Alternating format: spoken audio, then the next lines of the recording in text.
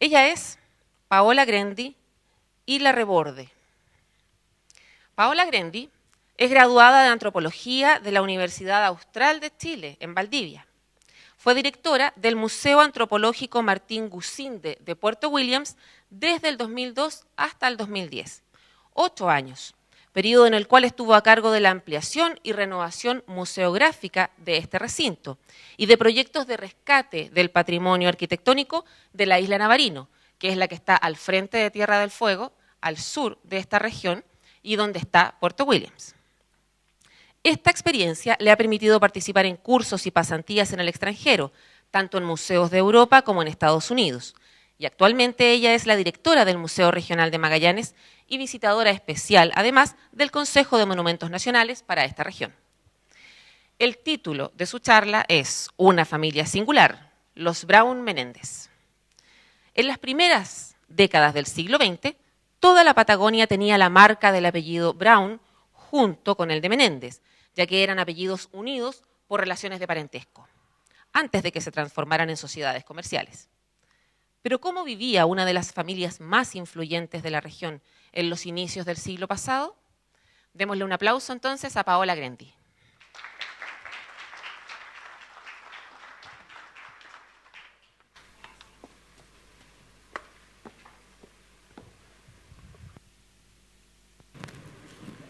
Buenos días. ¿Cómo están? Qué bueno, un gusto de saludarlos. Entiendo que hay estudiantes acá del Liceo Sarah Brown, ¿o me equivoco? ¿No? ¿Sí? ¡Qué silencio! Bueno, también entiendo que hay estudiantes del Menéndez Betti. ¿Sí? Bien, un aplauso a ustedes. La verdad es que, como decía el profesor Tobar, en realidad la ciudad se conformó de una manera muy peculiar a finales del siglo XIX.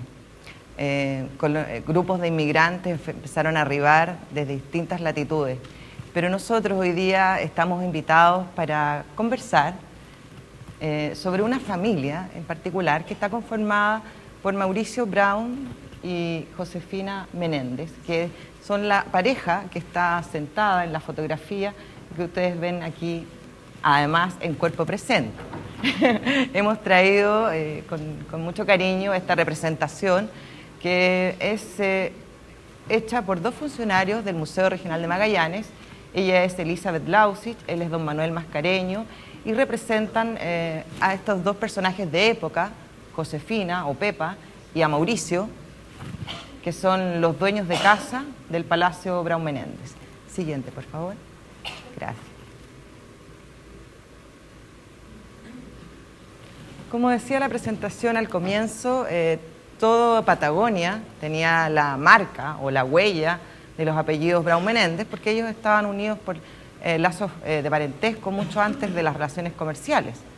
Este matrimonio de Mauricio Brown Hamburger y Josefina Menéndez se concreta en el año 1895. Y es muy interesante su historia de vida porque ellos además llegan a conformar una familia con 10 hijos.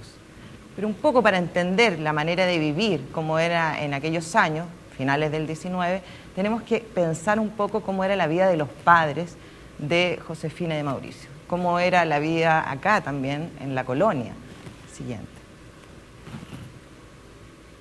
Para hablar de los padres hemos puesto algunas imágenes, en este caso Elías y Sofía. Elías Brown y Sofía Hamburger. Ellos estaban viviendo muy lejos de acá. En realidad Elías Brown era un joven de origen bien humilde, labriego, nació en Tulsen, que era un caserío de Curlandia, esto es en el sector del mar Báltico, y él se casó joven con Sofía, que venía de otro sector que era Prusia Oriental. Hablaban ruso, alemán. Y este matrimonio vivía en la casa, o en la chacra, podríamos decir, en la parcelita que tenían los padres de Elías. Trabajaba en el campo. Y era un hombre que sabía muchos oficios. Carpintería, sabía hacer muebles, objetos de hojalata, diferentes cosas. Pero como digo, eran bastante pobres.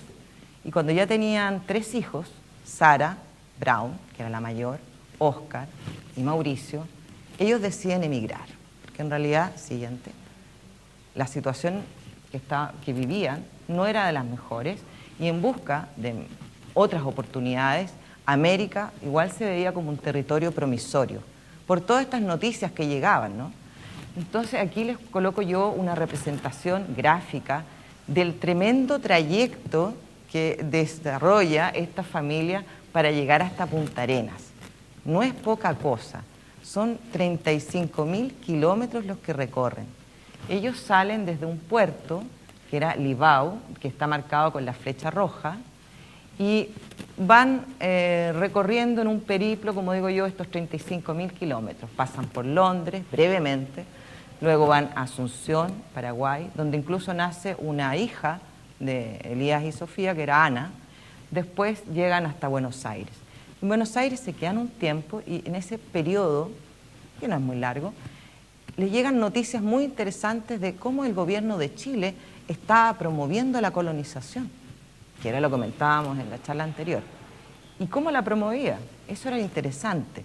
El propio gobierno de Chile le ofrecía, por ejemplo, a un jefe de familia, y los integrantes, claro, un pasaje y además algunas cosas.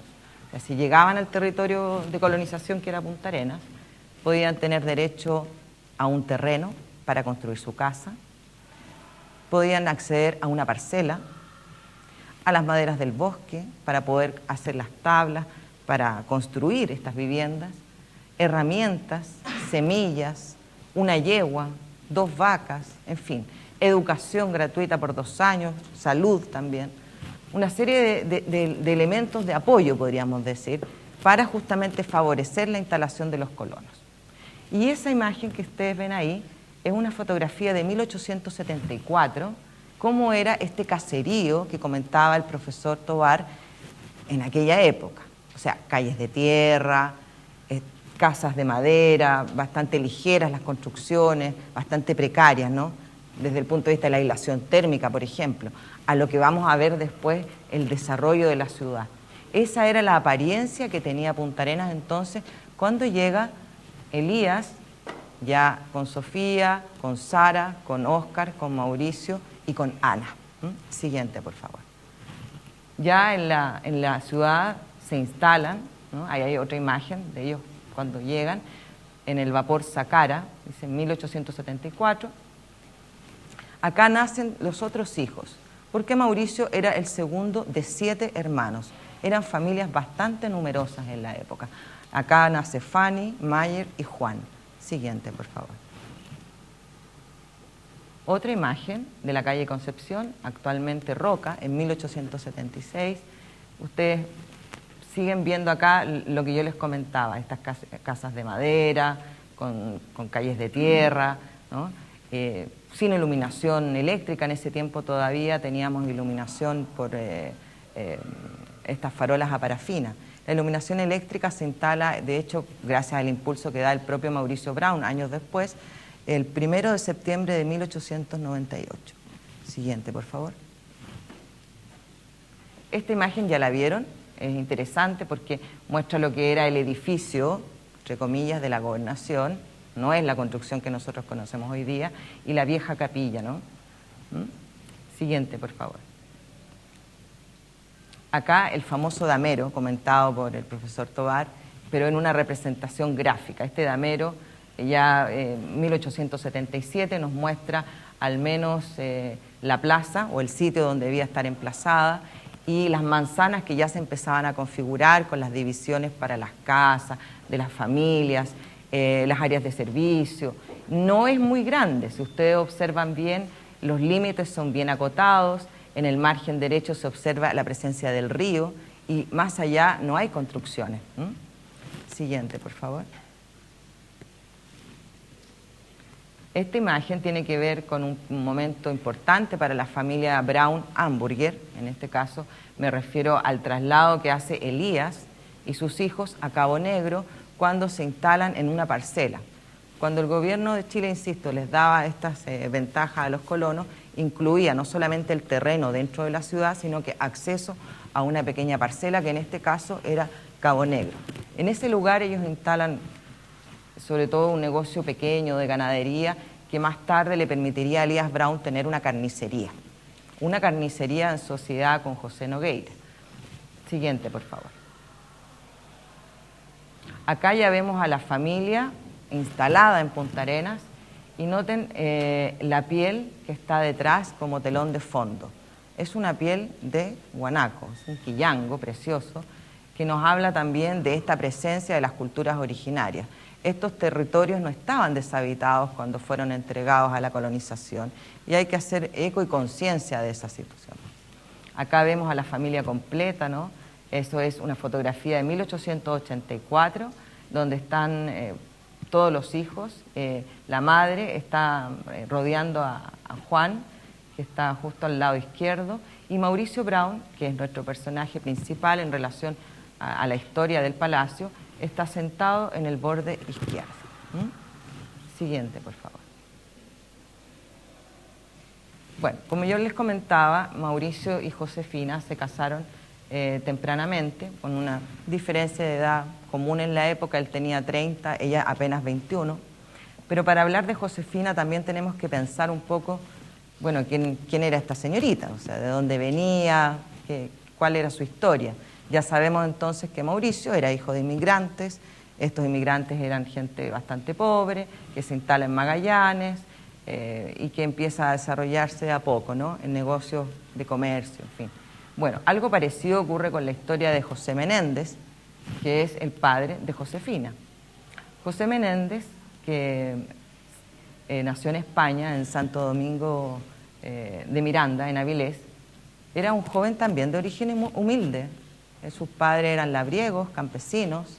Él tenía numerosos hermanos y muy pronto, a los 14 años, decide emigrar a buscar un mejor futuro. ¿Y dónde se va? A Cuba. Se va a Cuba porque ahí tenía familiares. Tenía unos tíos que habían desarrollado un negocio de explotación de los cafetales en las plantaciones y les había ido relativamente bien, entonces se va con esta familia. Como digo, era muy jovencito, 14 años. Con esos 14 años empieza de aprendiz en la marina mercante, va creciendo y a los 20 decide trasladarse a Buenos Aires. En Buenos Aires él va a trabajar en distintas compañías navieras, Corte y Rivas, Echar y Compañía, en fin. Eso le va dando experiencia y, por supuesto, va aprendiendo nuevas cosas. Él la verdad es que no fue a la escuela. Él, la instrucción que recibió, la recibió por parte de un tío materno. Aprendió a leer, a escribir y las nociones elementales de matemática, pero no fue una escuela regular, como están yendo ustedes. Entonces, lo que aprendió en la vida también tiene que ver con estos oficios que fue desarrollando y que le sirvieron muchísimo para hacer los negocios que hizo posteriormente.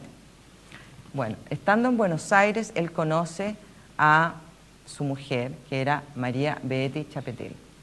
Y ella, que era bastante joven también, tenían 27 y 25 años cuando se casaron, era hija de otros inmigrantes, Félix Betty y María Chapitel, que eran vascos franceses.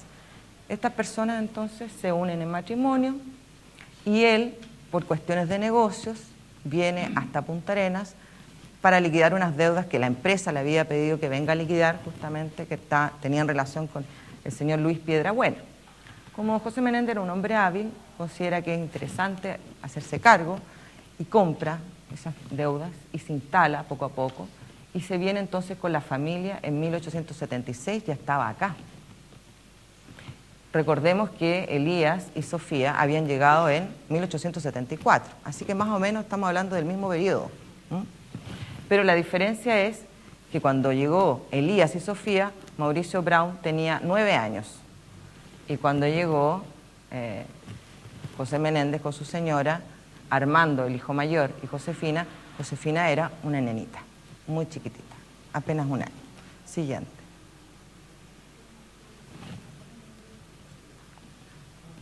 Ahora, estos jóvenes obviamente crecieron en la colonia. Y ustedes ya vieron lo que era la ciudad en ese tiempo. Era un caserío, un villorrio muy pequeño. Entonces, uno se pregunta, bueno, aquí todo el mundo se habrá conocido, ¿no? Porque 1.200 habitantes tenía Punta Arenas en esa época. Entonces era fácil pensar que con el tiempo todas las familias se iban integrando, se iban conociendo.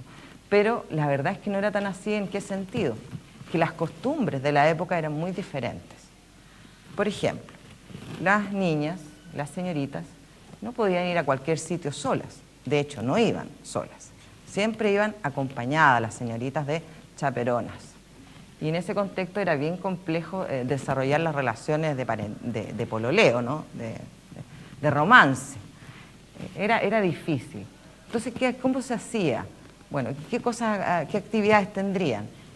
Se hacían muchos asados, muchos picnics, muchas reuniones al aire libre, y esas eran las oportunidades que tenían las familias de compartir y también los jóvenes. Y otro gran momento era el invierno, donde se iba a patinar. ¿Por qué digo que era un gran momento? Porque las mujeres usaban unos botines largos que había que encordar, siempre requerían ayuda. Y ahí los varones eran muy solícitos en esos tiempos para ir y acudir a ayudar a las damas y acompañarlas en el patinaje. Entonces era un momento especial el invierno, que favorecía, como digo yo, el romance. Bueno, pero la familia, los padres de Josefina, en este caso José Menéndez, ya era un hombre que se había hecho una posición importante, mucho más que Mauricio, y tenía otros planes y veía con otros ojos esta relación. De hecho, Mauricio Brown había trabajado de muy jovencito para las oficinas de José Menéndez, pero la relación no duró mucho, porque José Menéndez tenía una fama de ser un hombre terco de carácter y muy exigente. Entonces, ese trabajo, como digo, duró poquito y finalmente él empieza como ayudante, como tenedor de libros, para José Nogueira, el otro gran pionero, hasta llegar incluso a ser el hombre de confianza y bueno, después mucho más cuando Sara, su hermana mayor, se casa con José Nogueira. Volvamos a la relación de ellos. Para 1893 la familia tenía otras ideas y entonces lo que hace es llevar a Europa a Josefina por 6 meses. Se quedan en París, en España, en diferentes lugares y vuelven. Al año ya Mauricio había decidido pedir la mano de Josefina. Incluso él ya había bautizado una estancia, Caleta Josefina, con el nombre de ella, lo cual a nivel social era como publicar en el diario que estaba enamorado. Entonces, como digo, después de 1893, vuelven de este viaje, él va formalmente, como se hacía en aquellos años, a pedir la mano de Josefina, los padres autorizan este matrimonio y finalmente se casan en 1895, un 5 de enero, en la vieja capilla que ustedes vieron de madera, en una ceremonia que ofició el padre Monseñor Fagnano. De hecho, Monseñor Fagnano era amigo de esta familia, bautizó a todos los niños y los acompañó en muchos procesos. Estos jóvenes, cuando regresan de su luna de miel, que fue en Valparaíso, que duró 2 meses, no se instalan en la casa que uno conoce hoy día como Palacio Brown Menéndez. En realidad, ellos llegan a vivir en los altos de la casa Brown y Blanchard. Yo les puse acá unas fotografías para que ustedes ubiquen más o menos de qué lugares estamos hablando, cómo se veían antes y cómo se ven ahora. Aquí en la flecha roja estoy marcando más o menos estos espacios. Siguiente, por favor. Acá justamente pasan los años, ellos, como les comentaba, tuvieron 10 hijos, por lo tanto, ya cuando empezó a crecer con los primeros niños en la familia, este departamento pequeño que tenía 3 habitaciones, cocina, áreas de servicio, un patio interior que era muy bonito, empezó a quedar chico. Entonces deciden que era hora de construir una vivienda más grande y en mejores condiciones. En ese contexto le encargan a un arquitecto francés, que era Antoine Voilier, la proyección, el plano, ¿no?, de su futura casa. Y acá yo pongo 2 recuadros en la imagen que son muy interesantes, porque muestran la vivienda que estaba justo antes de la construcción del palacio. Esa pequeña casita de madera que se ve sobre el reborde superior derecho corresponde a un almacén. Era un almacén de menestras y ramos generales de don Guillermo Blum, que fue otro inmigrante, y que tiene una característica particular que yo quiero resaltar, y es la persona que le dio su primer trabajo a Mauricio Brown. Mauricio Brown llega a los 9 años, a los 10 ya va a la escuela acá, No fue mucho tiempo, la verdad, pero además repartía ese tiempo que tenía con un trabajo. Y qué cosa más interesante y curiosa, a los 10 años su primer trabajo era repartidor de víveres y de mercaderías en un carrito. Él iba entonces desde este almacén con un carrito repartiendo los pedidos a las distintas familias que compraban en este viejo almacén. Años más tarde, hablo yo de esto que ocurría en 1875, años más tarde, 1903, él entonces se encarga la construcción de este palacio y justamente después se derrumba esta casa para dar espacio a lo que es el acceso principal. Siguiente, por favor. Imagínense ya cuánto ha pasado desde que los tiempos en que viajó Elías y Sofía, que hicieron ese recorrido de Livao, Londres, Asunción, Buenos Aires, Punta Arenas. Solo el viaje desde Montevideo a Punta Arenas en los años 1874 demoraba 7 días en un barco. Es como para dimensionar el momento en que estamos, ¿no? Acá ya han pasado varias décadas, están los 10 hijos identificados ahí. Destacar que tuvieron 7 varones, 3 mujeres. Una de ellas, Laura, con una particularidad especial. Laura, a los 3 años se le detecta diríamos que una enfermedad a nivel de la formación de la columna vertebral, de las vértebras cervicales. Por lo tanto, ella tenía muchos problemas para caminar. Solo aprende a caminar en realidad a los 14 años, empieza a dar sus primeros pasos y ella se movilizaba en una camilla o en una silla de ruedas. Eso generó también bastantes dificultades al interior de la familia. Necesitaban una casa amplia, ¿cierto?, con pasillos grandes, donde pueda circular y además mucha asistencia, ¿no? Esa casa que ustedes van a ver después, siguiente, es un edificio que tiene más de 2.000 metros cuadrados, varias plantas. Acá yo puse otra imagen porque normalmente se suele confundir el Palacio Braun Menéndez con el Palacio de Sarah Braun. Entonces quise aprovechar la ocasión para, ya que estamos hablando de una familia tan numerosa, contar un poquito de este otro palacio para que se disipen las dudas. Justamente Sara, aquí está en 2 imágenes, una de mayor y otra de muy jovencita, ¿no? Lo que comentábamos, ella es la hermana mayor de Mauricio, estuvo casada con José Nogueira, se casó muy joven, a los 24 años, Nogueira tenía 41, había una gran distancia.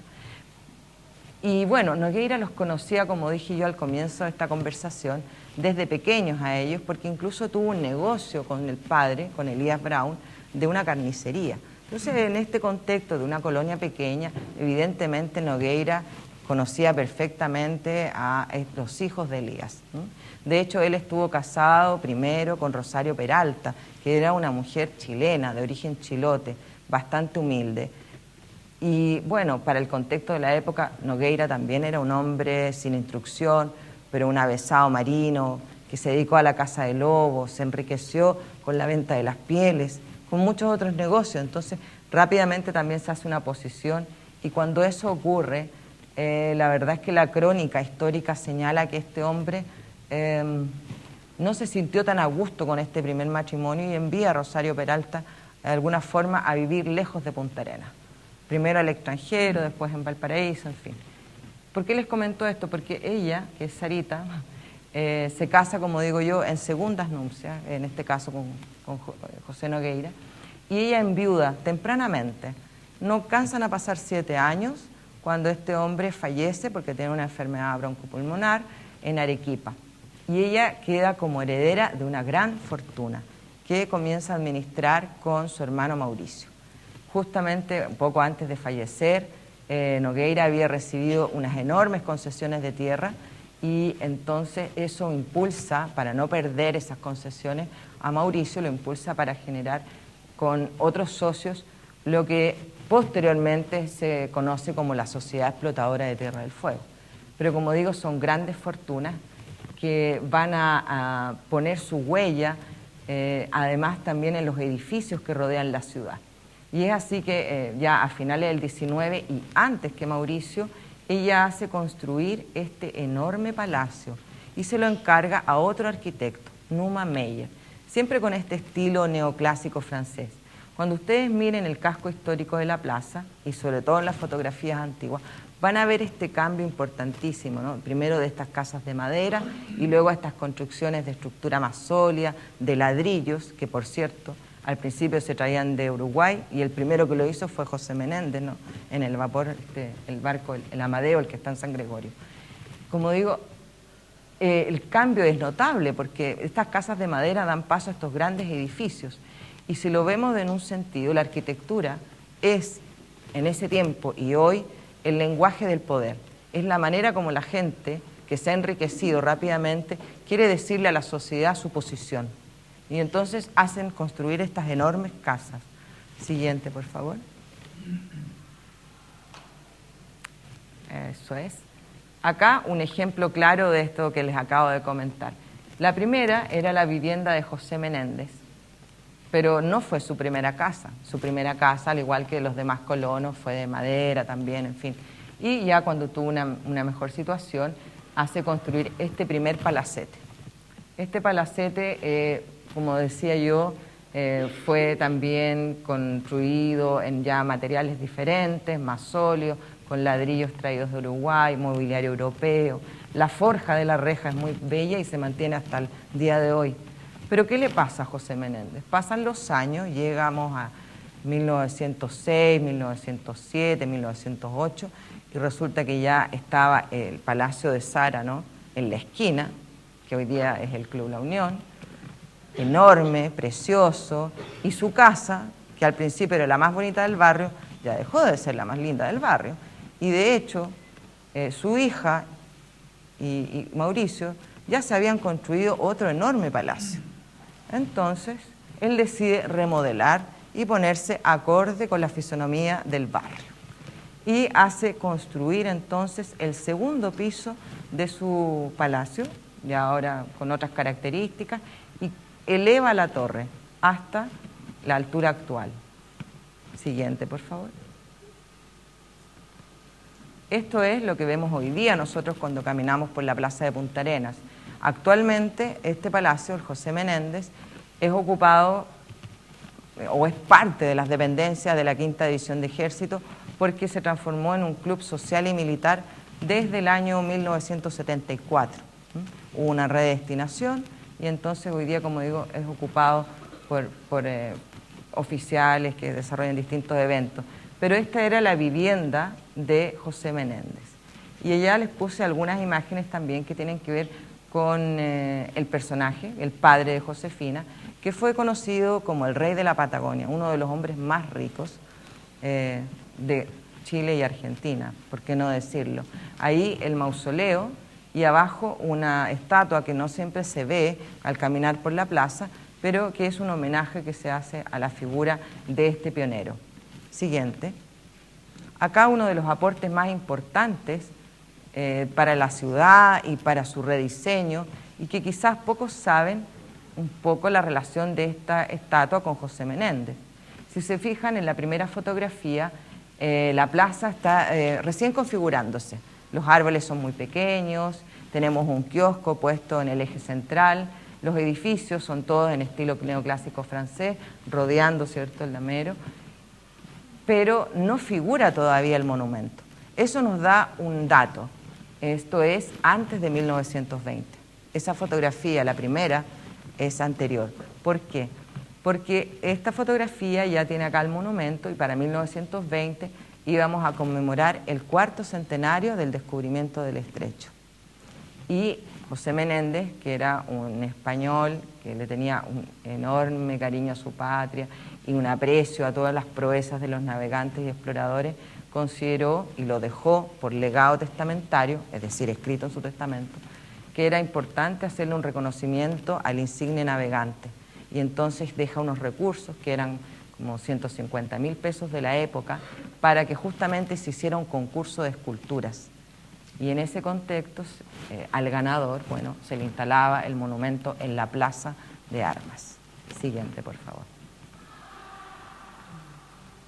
Bueno, Aquí, bueno, una síntesis de justamente lo que yo estoy hablando. Siguiente. Aquí, nuevamente, volvemos a la familia, a Mauricio y Josefina, con la imagen del palacio ya 1915, en la primera parte de la lámina. Ustedes van a apreciar lo que yo les comentaba hace un momento atrás, un edificio de más de 2.000 metros cuadrados de superficie, distribuido en 3 plantas, tiene un subterráneo, o una primera planta donde estaban los dormitorios, la cocina está en el subterráneo, de hecho, hasta el día de hoy, y una tercera planta donde siguen los dormitorios, porque bueno, era una familia muy grande. Ya solo pensar que ellos tenían 10 hijos, necesitaban también una gran cantidad de personal de servicio que mantuviera esta casa limpia, calefaccionada, ordenada, pero además recibían numerosas visitas y tenían muchos sobrinos y familiares. Solo un detalle y una anécdota: cuando se ocurren las bodas de oro de este matrimonio, los 50 años de matrimonio, se reúnen en Buenos Aires, que era otro lugar donde se trasladan posteriormente y donde tuvieron su casa y su residencia definitiva, 50 nietos, los 10 hijos, más los cuñados, las nueras, en fin. O sea, era una familia extensísima. ¿Por qué digo que vivieron solo un tiempo?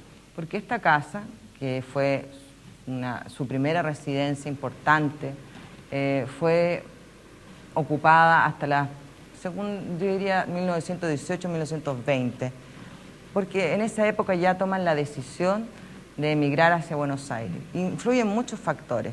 La verdad es que uno de ellos tiene que ver con el hecho de que el padre de Josefina había enviudado, y de hecho ya estaba instalado en Buenos Aires, y ella encuentra que es importante acompañarlo, estar con su padre, pero también ocurre que ya el Canal de Panamá había cambiado las relaciones comerciales, se había instalado la aduana, la situación de los negocios era un poco más compleja, y el propio Mauricio decide que era importante entonces llevarse sus oficinas más importantes a Buenos Aires y dejar esta casa como una segunda residencia para venir a supervisar las actividades que tenía en Patagonia.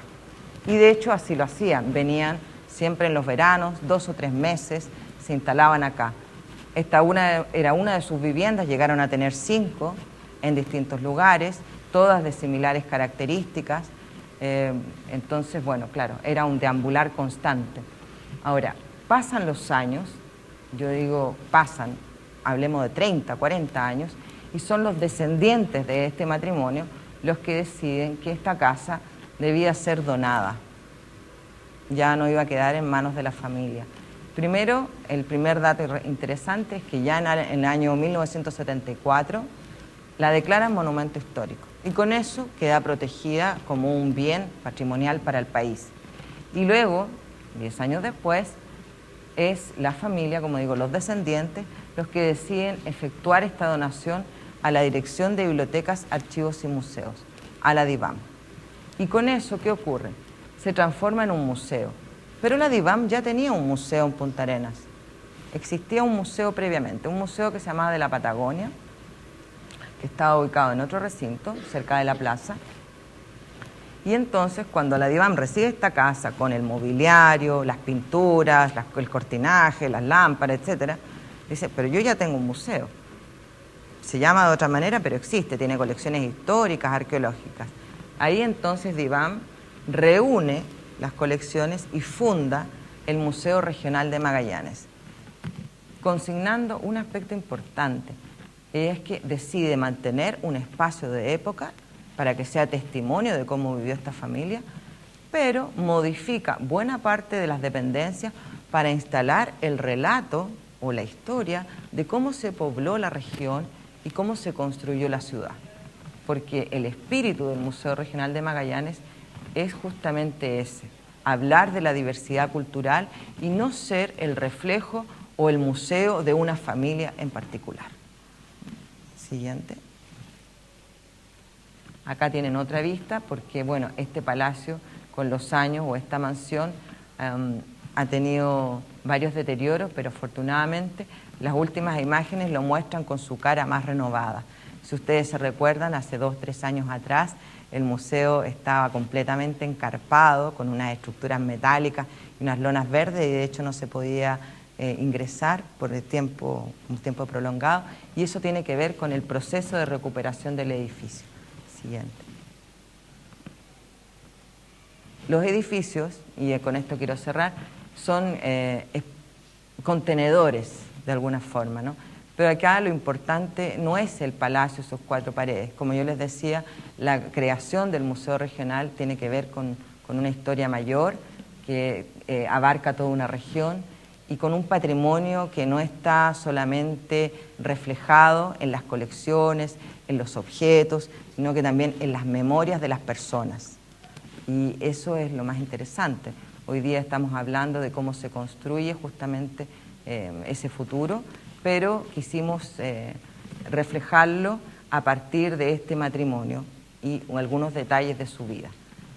Hoy yo ahora quiero presentarles entonces a Josefina y a Manuel, que están acá, que nos acompañan y que además van a poder responder preguntas de ustedes, de su vida personal, de su infancia, o si ustedes quieren comentarles alguna cosa, también bienvenido es. Muchas gracias.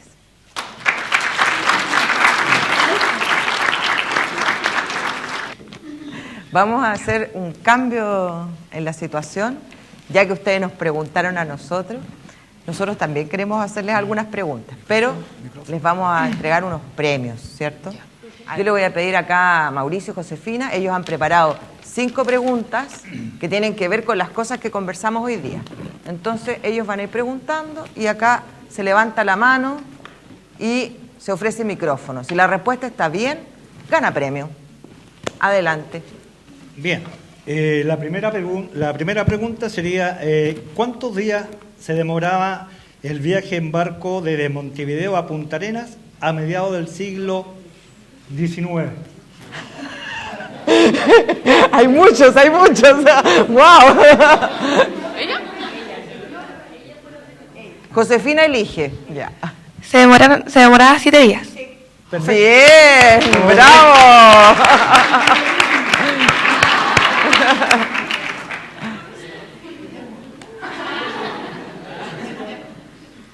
Bien. La segunda pregunta. ¿Qué había en calle Magallanes antes de que se construyera el Palacio Bravo Menéndez? ¿A quién pertenecía? Allá hay una persona.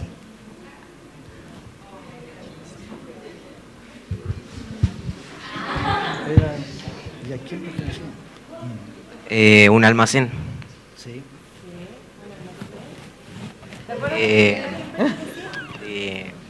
¿A quién pertenecía el almacén? Allá atrás, ¿saben? A Menéndez. Respuesta incompleta, tiene que ser respuesta Ojalá completa. Si la respuesta es completa, mejor todavía. Al señor Blum, que ahí fue donde su primer trabajo, algo así. Bien, correcta la respuesta, bien. Ya. Otra pregunta. ¿Alguien recuerda a qué edad empezó a trabajar Mauricio y dónde y qué es lo que hacía?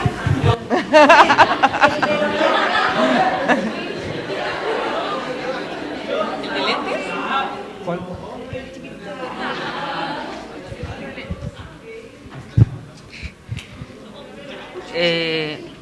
Empezó a trabajar a los 10 ¿Ya?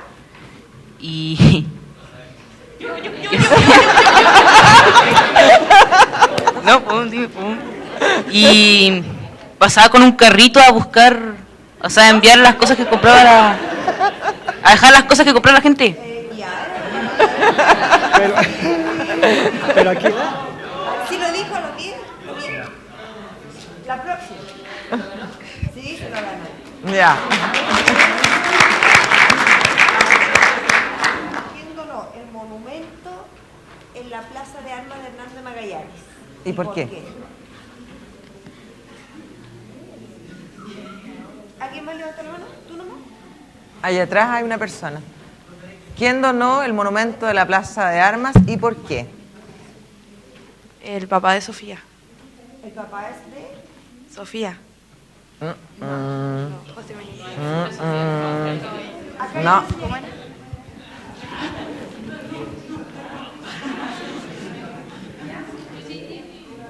Acá hay una señora. Mauricio Brown.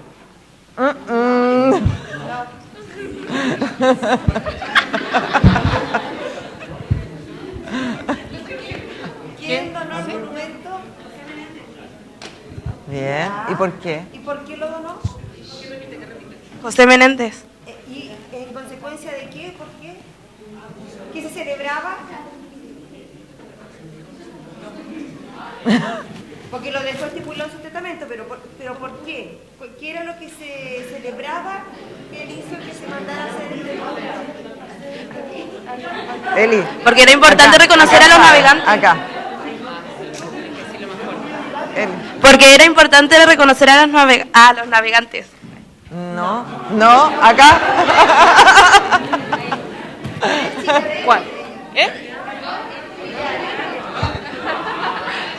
No, mira, la chica.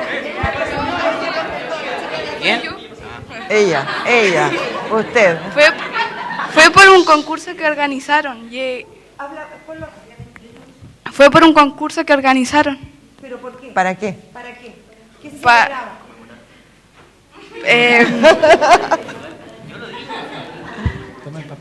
Dígalo.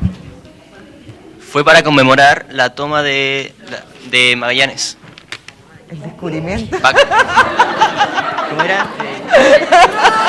No, vamos a declarar desierto si sigue así. A ver. ¿Qué se descubrió, niño? Lo tengo, pero... No estoy seguro. Pero creo que fue el... ¡Bien!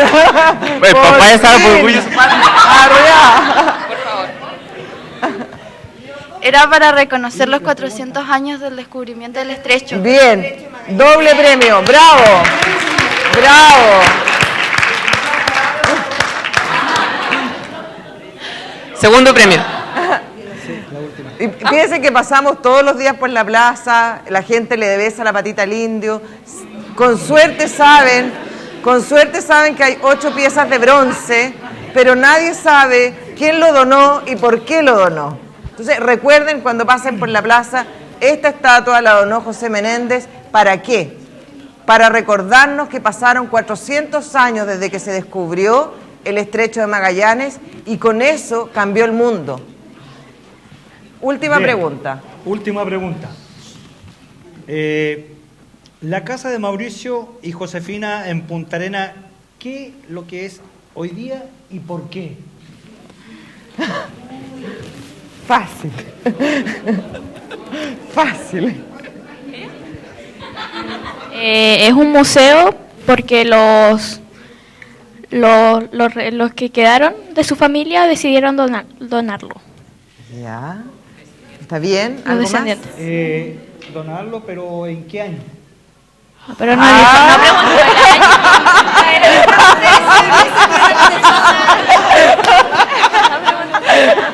Mira, una pista. Acuérdate que en 1974 fue declarado monumento ¿Cómo? Histórico. nacional. ¿Qué más? Después de 10 años. Pero no 10 años No escuché, es que estaban hablando. lo dona. En 1974 se declara monumento histórico nacional. Ya después de 10 años. Y después de 10 años, ¿cierto? 1984. 1984. Bien. ¿Vale? Bien, ya. Válido.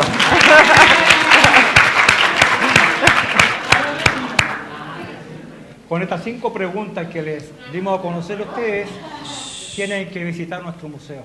Las puertas están abiertas, no se les cobra entrada, menos los estudiantes, ¿ya? Así que está abierto todos los días, el único día que está cerrado es el día martes.